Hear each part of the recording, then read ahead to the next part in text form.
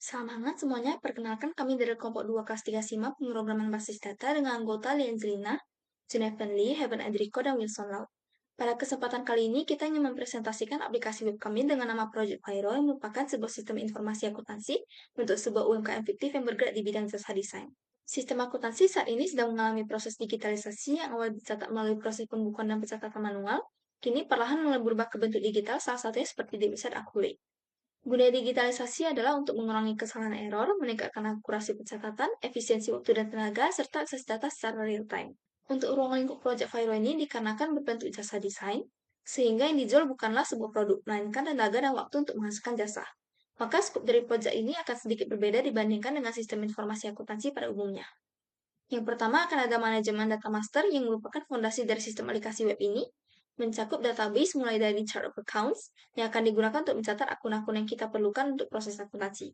Kemudian ada data klien yang memuat histori transaksi klien beserta informasinya. Dan terakhir manajemen layanan untuk jenis layanan yang ditawarkan. Berikutnya juga ada modul untuk catatan pendapatan yang akan dimulai dari pencatatan pesanan, dilanjut dengan pembuatan dan pencetakan invoice.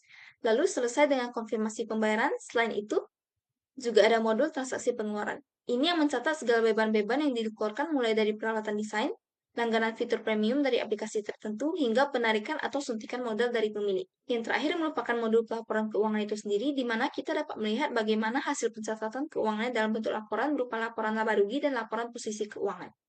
Selain itu juga terdapat jurnal umum yang memperlihatkan segala proses transaksi yang dilakukan. Dalam proposal solutionnya, sebagai solusi untuk menjawab hal ini, kami menyusun sebuah web aplikasi dengan nama Project Viro.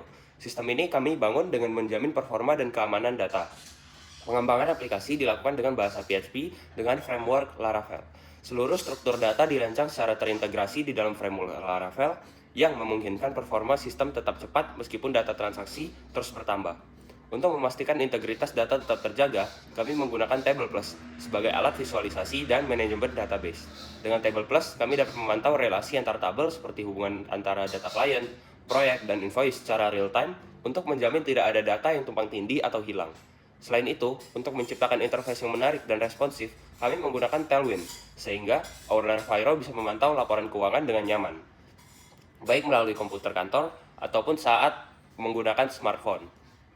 Lalu selanjutnya untuk database desainnya atau ERD-nya. Selanjutnya untuk struktur database Viro-nya atau ERD, kita menggunakan Viro sebagai sebuah sistem manajemen jasa desain akuntansi. Secara garis besar, database ini dirancang untuk menangani alur kerja dari manajemen jasa, pemesanan, penagihan, hingga pencatatan jurnal akuntansi otomatis. Yang pertama kita ada modul Core Service and Sales. Di baris atas, kita mulai dari modul utamanya dulu, yaitu ada alur salesnya. Yang pertama itu ada service categories and service. Semua jasa desainnya dikelompokin ke dalam kategori tertentu. Setiap service memiliki harga dasar atau base price. Lalu selanjutnya ada table order, sehingga table order ini berguna ketika pelanggan memesan, data akan masuk ke tabel tersebut. Nah, di sini kita mencatat kuantitas total harga serta status operasional dan finansialnya. Yang ketiga ada invoice and payment. Setelah ordernya dibuat, sistem akan menggenerate invoice-nya. Lalu saat dibayar, data akan tercatat dalam table payment-nya itu yang terhubung langsung ke invoice yang tadi. Lalu selanjutnya ada modul pengeluaran dan operasional di bagian tengah. Kita ada purchase, ini berfungsi sebagai purchasing atau expenses. Yang pertama kita ada bill categories and bill. Ini mirip dengan jasa. Pengeluaran seperti listrik, sewa, atau alat tulis dikategorikan dalam bill underscore categories, sehingga setiap tagihan masuk ke dalam tabel bills.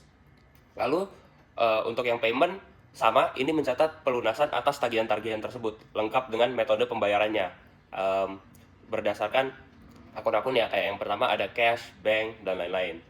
Lalu yang keempat kita ada model aset and ekuitas di bagian kiri. Kita ada ini fungsinya untuk mengelola aset dan modal. Yang pertama ada items. Items digunakan untuk mencatat pembelian aset tetap atau perlengkapan kantor. Yang kedua ada owner equities, digunakan untuk mencatat modal yang disetor atau ditarik oleh pemilik atau prive. Kalau nama akunnya prive.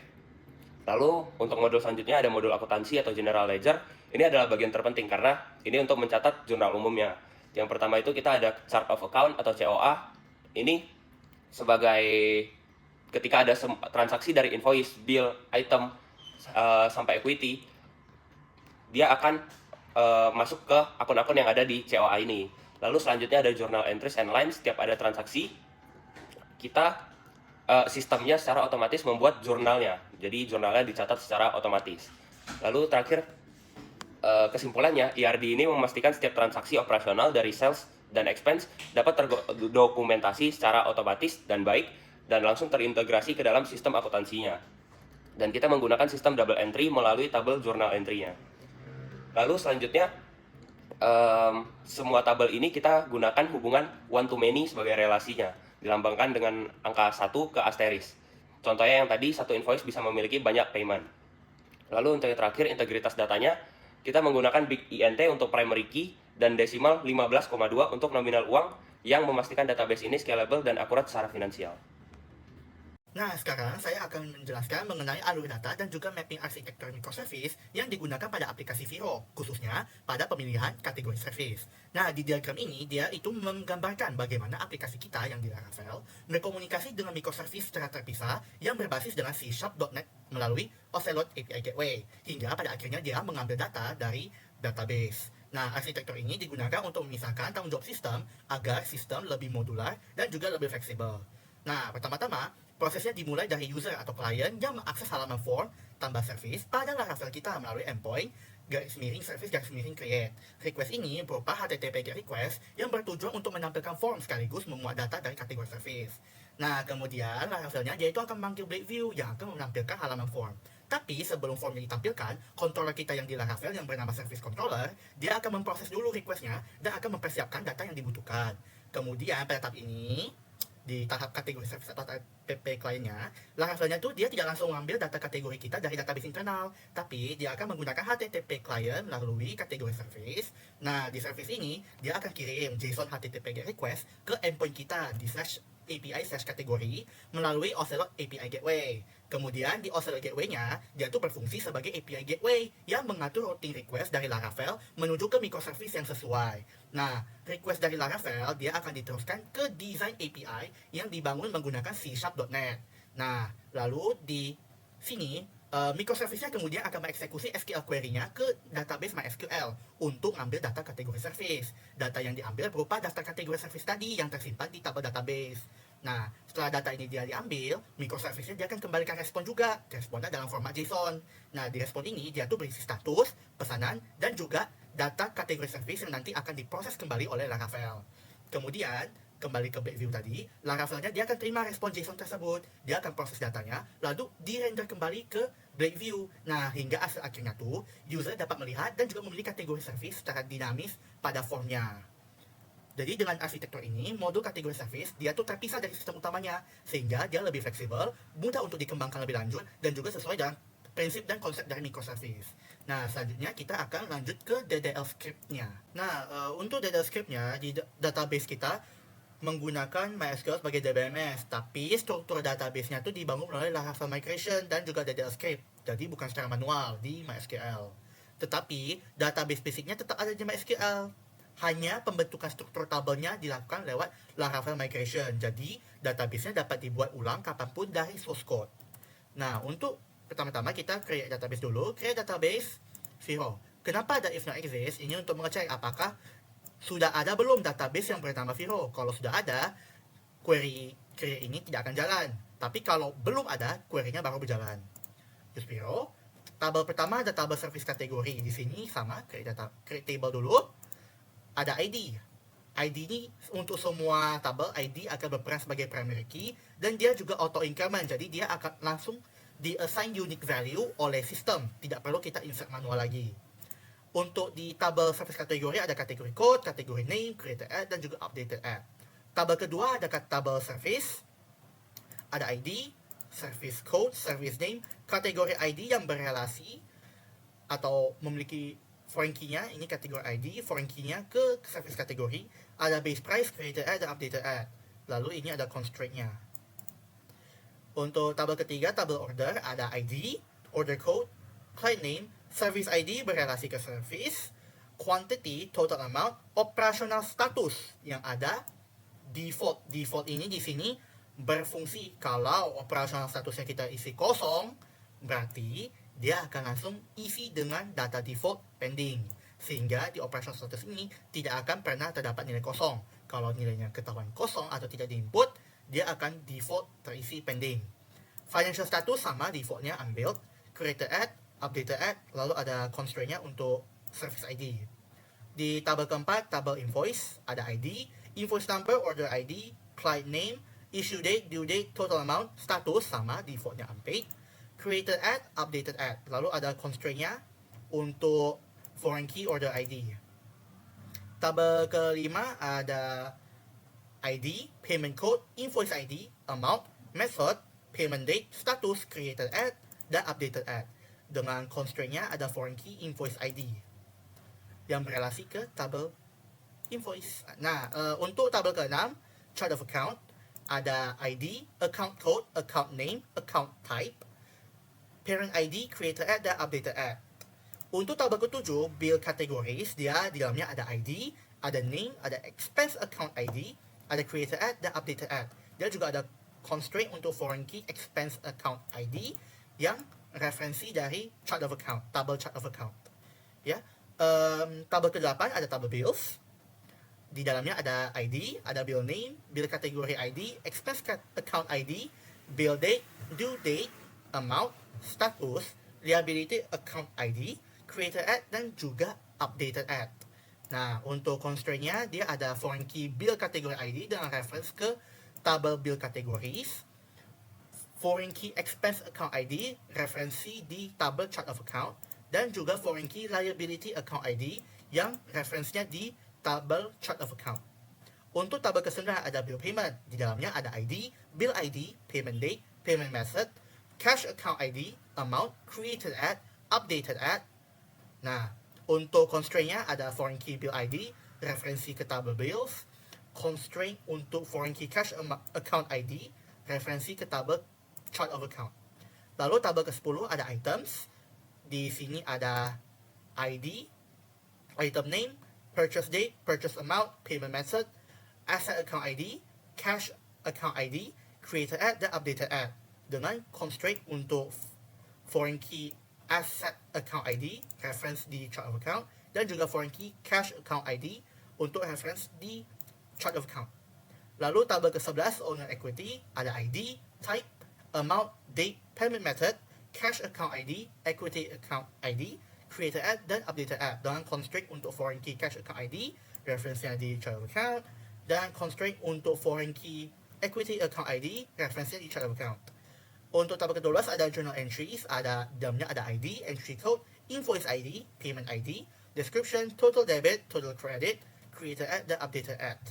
Ini di sini ada constraint untuk foreign key invoice ID, referensinya ke tabel invoice, foreign key payment ID, referensi ke tabel payment. Lalu tabel ke-13 ada journal entry line, ada ID, journal entry ID, account ID, debit, credit, created at, dan updated at. Di sini ada constraint dengan foreign key journal entry ID, referensi ke tabel journal entries, lalu foreign key account ID, referensi ke tabel chart of account. Data seeding ini kemudian untuk data seeding, untuk kita insert data yang sudah ada, yang sudah ditentukan. Yang salah satunya adalah service categories dan juga chart of account. Untuk service kategori kita ada insert 4 data, ada UI UX design, social media design, branding design, dan juga printing layout design. Sementara kalau untuk chart of account kita ada insert 29 akun. Ada akun aset, aset lancar, kas, bank, piutang, liabilitas jangka pendek, utang usaha, ekuitas, ekuitas pemilik, pendapatan, pendapatan usaha, pendapatan jasa desain, beban, beban operasional, beban gaji desainer, dan juga beban langganan. Kemudian ada verification queries, ini untuk ngecek apakah semua tabel yang udah di-create tadi udah muncul dengan benar, apakah tabelnya memiliki kolom-kolom yang sudah sesuai dengan value yang kita isi tadi. Lalu juga ada verify foreign keys, ini untuk kita memverifikasi apakah foreign key yang udah kita pasang tadi melalui constraint, kita bikin relasinya tadi, apakah dia sudah benar posisinya sehingga dia tidak akan mengacaukan, dia tidak akan menghancurkan integritas dari data kita nantinya. Halo semuanya, Perkenalkan, nama saya Jeffrey. Di sini saya sebagai pembawa akan menjelaskan bagian implementasi dari microservice kami. Nah, seperti yang sudah dijelaskan oleh teman-teman saya, di sini microservice kami berfokus di bagian jenis-jenis kategori service yang kami tawarkan. Nah, di sini saya akan langsung saja di bagian implementasinya, yaitu di sini pertama saya menjelaskan terlebih dahulu project kami yaitu membuat Amin Dashboard untuk mempermudah owner dalam mengetahui sisi akuntansi atau sisi perusahaannya berkembang atau tidak. Nah, di sini saya langsung saja di bagian page service yang di sini page ini bertujuan untuk berfokus di daftar-daftar layanan atau service-service yang kami tawarkan. Nah, untuk kategorinya di service ini kami ada defaultnya yaitu 4, yaitu UI UX design, social media design, branding design, printing layout design. Nah, di sini untuk tampilan awalnya yaitu berupa service ID-nya atau service code-nya, beserta service name-nya dan kategorinya apa dan price-nya.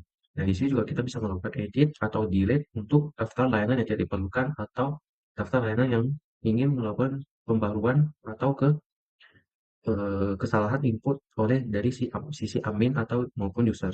Nah, di sini admin atau sisi admin bisa menambahkan service baru melalui tombol dari add service ini. Dan jika kita klik, dia akan mengarahkan ke form untuk admin untuk menginputkan jenis-jenis layanan yang bisa dimasukkan nanti agar nantinya menjadi sebuah layanan yang dapat ditawarkan ke customer atau pelanggan lainnya. Nah, di sini dapat 4 input, yaitu service ID, service name, kategori, dan price.